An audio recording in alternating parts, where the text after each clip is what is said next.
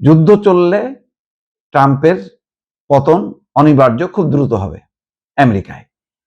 আবার নেতানিয়াহু যদি যুদ্ধ বন্ধ করে তাহলে তার পতন হবে।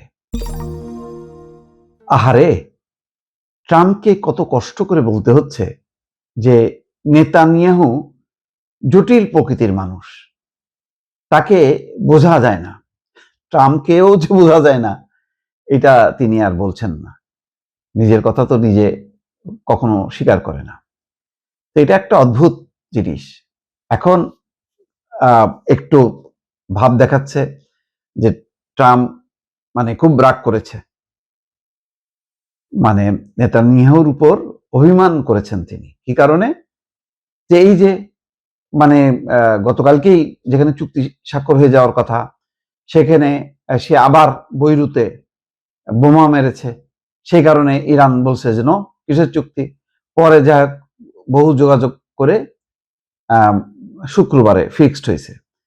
এখন ট্রাম্পের ভয় যে এর মধ্যে যদি নেতানিয়াহু আবার বোমা মারে লেবাননে, তাহলে তো দেখা গেল যে ইরান বেঁকে বসলো। আর এবার যে চুক্তি হচ্ছে শান্তি চুক্তি, সেই চুক্তির পরিষ্কার কথা যে লেবানন সহ সব ফ্রন্টে যুদ্ধ বন্ধ। এখন এমন একটা দাবি, এমন একটা বক্তব্য যে কেউ কারো আঘাত করতে পারবে না, এখানে বেকায়দে পড়ে গেছে নেতানিয়াহু এবং ট্রাম্প। তারপরও বিশেষ করে ট্রাম্প বের হয়ে আসতে চায়, কারণ যুদ্ধ চললে ট্রাম্পের পতন অনিবার্য, খুব দ্রুত হবে আমেরিকায়। আবার নেতানিয়াহু যদি যুদ্ধ বন্ধ করে তাহলে তার পতন হবে। অর্থাৎ নেতানিয়াহু হচ্ছে যুদ্ধ চালু রাখলে সে রক্ষা পাবে, আর ডোনাল্ড ট্রাম্প যুদ্ধ বন্ধ হলে রক্ষা পাবে। দুইজনের দুই তরিকা। এই তরিকা মধ্যে ব্যাপক মনে হবে যেন মত পার্থক্য আছে, কিন্তু এই দুই তরিকার মধ্যে আবার মিল আছে, মহব্বত আছে। আলটিমেটলি ইসরায়েল যা যা করছে সব কিছুই আমেরিকার নখদর্পণে, আমেরিকা জানে, তার প্রশ্রয়, তার মদদেই করছে। এবং বলা যায় যে আসলে ইসরায়েল বা নেতানিয়াহু যা করছে সবই ট্রাম্পের ইশারায়, মার্কিন প্রশাসন, পেন্টাগনের ইশারায়। কারণ এটা হলো পলিসির ব্যাপার, যে কেন করছে, লক্ষ্যটা কি? লক্ষ্য একটাই, ইসরায়েলকে দিয়ে মধ্যপ্রাচ্যকে প্রধানত রাখা এবং ইসরায়েলের সীমানাটা আরো বিশাল করা, যাতে কেউ সহজেই ইসরায়েলের উপর কেউ চাপ তৈরি করতে না পারে। যাই হোক, তারপরও তিনি বলছেন যে তিনি খুবই জটিল প্রকৃতির একজন মানুষ, তিনি ইরানের সঙ্গে যুদ্ধটাকে প্রায় ভেস্তে দিয়েছিলেন। এই কথাগুলো খুব মনের দুঃখে তিনি বলছেন, অভিনয়ের সুরে সুরে। আমার যেটা ধারণা, রোববার ইসরায়েলের প্রধানমন্ত্রী বেনিয়ামিন নেতানিয়াহুকে নিয়ে ট্রাম্প এমন মন্তব্য করেন। ট্রাম্প বলেন, ইরানের কাছে পারমাণবিক অস্ত্র থাকলে ইসরায়েল 2 ঘন্টাও টিকত না। এটা সত্য কথা। এটা সত্য কথা যে ইরান ইরানের উপর কেন চড়া হয়ে আছে, কেন এরকম তাদের আগ্রাসনের মনোবৃত্তি, তার মূল কারণ ইরান পারমাণবিক অস্ত্রধারী একটা দেশ হতে যাচ্ছে, পারমাণবিক শক্তির অধিকারী। এই শক্তি থাকলে তো ইসরায়েল নাই। এই শক্তি থাকলে মধ্যপ্রাচ্যের মধ্যে একমাত্র ইরান এইরকম মাথা তুলবে।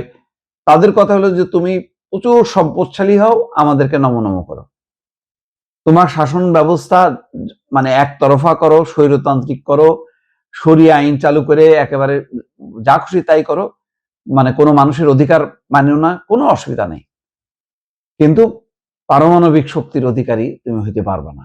যেমন সৌদি আরব চেষ্টা করে না, সংযুক্ত আরব আমিরাত চেষ্টা করে না, কুয়েত, কাতার কেউ চেষ্টা করে না। ইরানকে তারা ওই কুয়েত, কাতার, সৌদি আরব ওইরকম একটা দেশে পরিণত করতে চায়। সম্পদ থাকবে, জনগণের উপর নিপীড়ন করো, কিন্তু তুমি খবরদার ক্ষেপণাস্ত্র ছোড়ার সক্ষমতা অর্জন করবে না। আর ইসরায়েল দখলদারিত্ব অব্যাহত রাখবে। শান্তি ফেরাতে যুক্তরাষ্ট্র এবং ইরান একটি চুক্তি সইয়ের বিষয়ে সম্মত হয়েছে। চুক্তিটির বিষয়ে ঘোষণার পর নিউ ইয়র্ক টাইমসে টেলিফোনে দেওয়া সাক্ষাৎকারে তিনি এই কথা বলেন।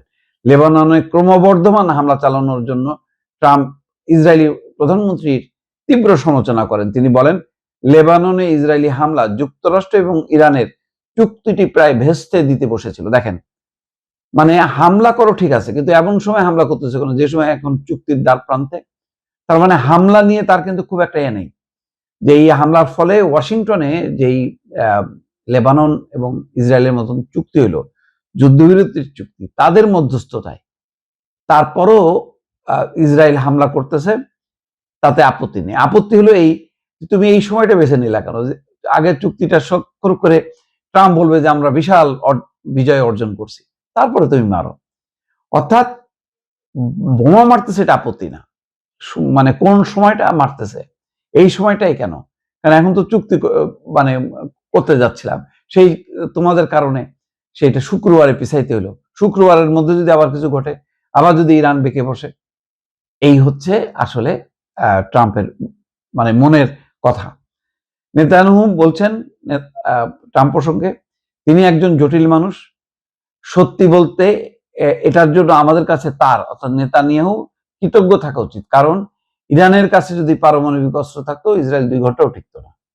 28 মিনিটের এই টেলিফোন সাক্ষাৎকারে ট্রাম্প সতর্ক করে দিয়ে বলেন, ইরান যদি যুক্তরাষ্ট্রের সঙ্গে চূড়ান্ত পারমাণবিক শক্তিতে পৌঁছাতে ব্যর্থ হয়, তাহলে তিনি আবার সামরিক হামলা শুরু করবেন। যাই হোক, এগুলি তো হম্বিতম্বি, এগুলি দেখাইতে হবে।